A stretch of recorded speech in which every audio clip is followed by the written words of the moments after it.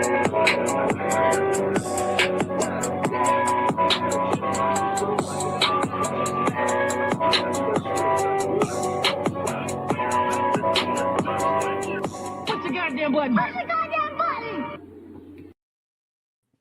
time I try to just leave this stuff alone, I keep finding myself back in it.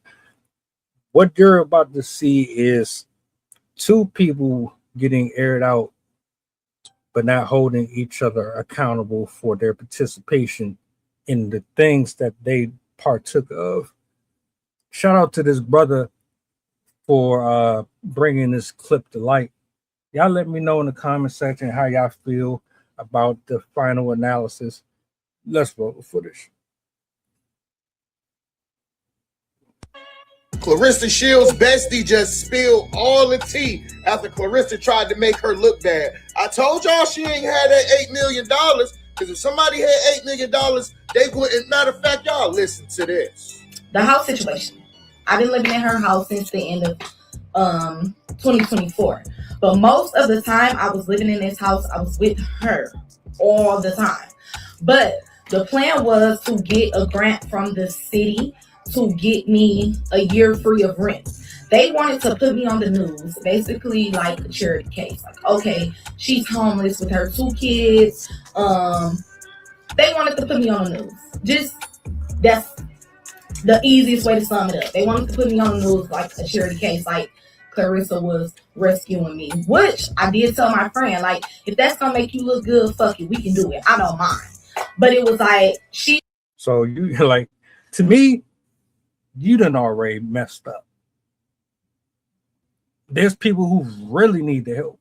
They don't have Claressa Shield or Papoose or Remy Ra. They don't have people like that in their corner to support them or put them up in a hotel for a year or none of that shit.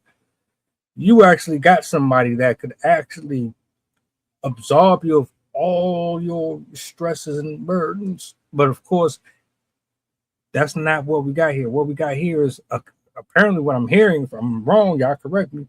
You're trying to finesse the public into feeling sorry for you so that you can get out of doing what most Americans have to do year in and year out, which is work, go to jobs that they don't want to, and pay the bills and do what is necessary to take care of themselves. You want a handout. I could be wrong. I'm gonna let her get her balls off though. She didn't agree with it, and I really didn't agree with it either. But it was just like, if that's gonna give you a good look, I'm all for whatever gonna make you look good. So she ended up saying fuck it. So the state was like, they were really like, the person that she was working with it really was on some the house wasn't ready for months, and the house was ready, y'all. The house was freaking ready. And they were saying like the house wasn't ready for months because they were still trying to do the news thing for their benefit as well. At the time, I actually needed to live free. I had just moved back to Michigan from Texas with my kids. I really didn't have nothing figured out yet. I was living with my brother. We did have our own space. We were comfortable, but to know me is to know I've always had my own space. So help me to understand, if you were living with your brother and y'all was able to maintain what you had as a collective, what gave you the impulse to uproot your life and your children's life to go somewhere where you didn't know where you're going to lay your head at? Please, someone correct me if I'm hearing this shit wrong. Or are you suggesting that maybe she told you, look, I got you covered? Is that what I'm gathering? What was the conversation with you and your brother? Was he able to maintain what he had without you? Or did you just uproot your life and leave him stuck to foot everything on his own? Like, I hate when there's different little pieces missing from stories. Maybe I'm over exaggerating or doing too much. and I don't live with people, especially with having children. I had just had my son. He was only about 3 months old when I moved back to Flint. So yeah, once my man got out, he did immediately start paying rent in February. Immediately. But I were getting letters for the house for almost the whole year and a half I was here from the state saying the house back taxes need to be paid. Back taxes need to be paid. I'm sending her everything. I'm sending her everything. Here's the receipts. Here they saying you need to pay this by this. She's like, okay, I'm gonna take care of it. I'm gonna take care of it. I'm gonna take care of it. Fast forward to this year, February, end of February, we got a letter saying the house is going up for foreclosed. If you don't pay this by this day, the house will be foreclosed. I sent it to her. This is in February. Follow me. She said she was handling it. She didn't. March came. They sent another letter saying the house is officially foreclosed. We still sent her rent payments for March. We still sent her rent payment for March. April came. She was texting me for rent. It was like it started getting weird once my man got out. Like she was texting me for rent, and I was explaining to her like we have the rent money, but we're not giving it to you until we know that you gained ownership of the house back. If you haven't gained ownership of the house back, we're not giving you a dime. Like we have to find somewhere to go. We ended up getting another letter saying we have to vacate by June 19th, 2026, which is coming up.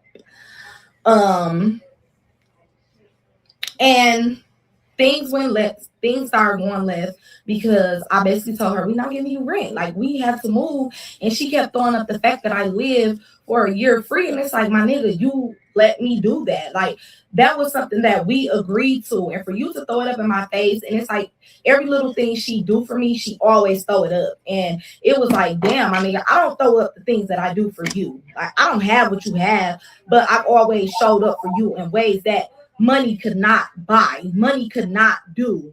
Like, I literally was her emotional support. I was the person who told her, you deserve better. You don't need to do this. You in this type of situation. You is this person. You don't need to do this. You don't need to do that. So, yeah. You know what I don't understand with a lot of these cases, especially with women? It's men too, but let's talk about them for a minute. You know how you pick up the phone, you call your homeboy, your homegirl, and you got a shortcut, you got a loophole or idea to get to the bag quicker, or to get to this person or that person or that thing quicker without taking the hard road. And then you convince them, they participate, and then when things pan out or seem like, well, taking the shortcut was the best option, look at us, you find out that in fact all you did was make it worse. And then you and the other person start to argue, or you start to have all of this energy mad at everybody else, when you know damn well, no matter how much you try to rationalize doing bullshit, you did it. So you got what you put out there. How could you be mad at me or the next person for being a part of it?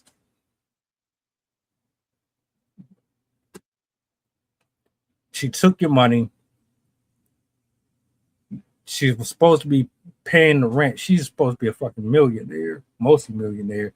She could have easily bought your house or paid that shit off herself while you paying her rent to stay where she's at instead of being there for free. But you decided you would put your hope and your trust in her to do what she was supposed to do on your behalf when she doesn't even honor marriage.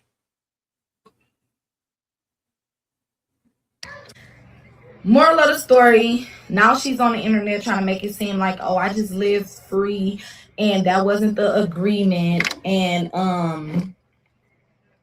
I was like, using her or whatever the case may be.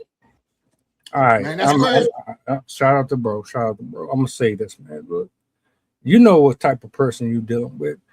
Most of us have friends like her. We might have even been that person. You swear up and down that they would never do what they've done to other people to you until it happened to you. Then you just be, oh, I can't believe it. Oh, what? I don't feel sorry for you. I don't feel sorry for her. It's just the more that different stories come out about Claressa Shields and all this, I can understand why people would look towards her character the way they do. And then, like, a part of me is like, man, is this shit staged? Did she put you up to this too? Just like she did at the little drink, they got her kicked off for their little production. Now she can't box nowhere else and all that. Is this one of those things too? Let's create drama and controversy so we can get.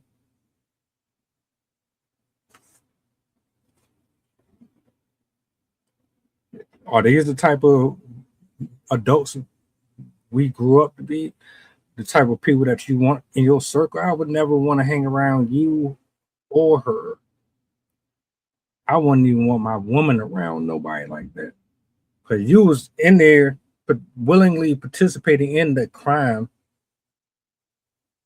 big or small, but you got an issue when it backfired in her face, but you already knew what type of person she was. You above anybody, between her family calling her out and all that. You should, but I don't know. Y'all tell me what y'all think about this. Is it staged? Is it real? Like, I don't know, man. All publicity ain't good. Not to me.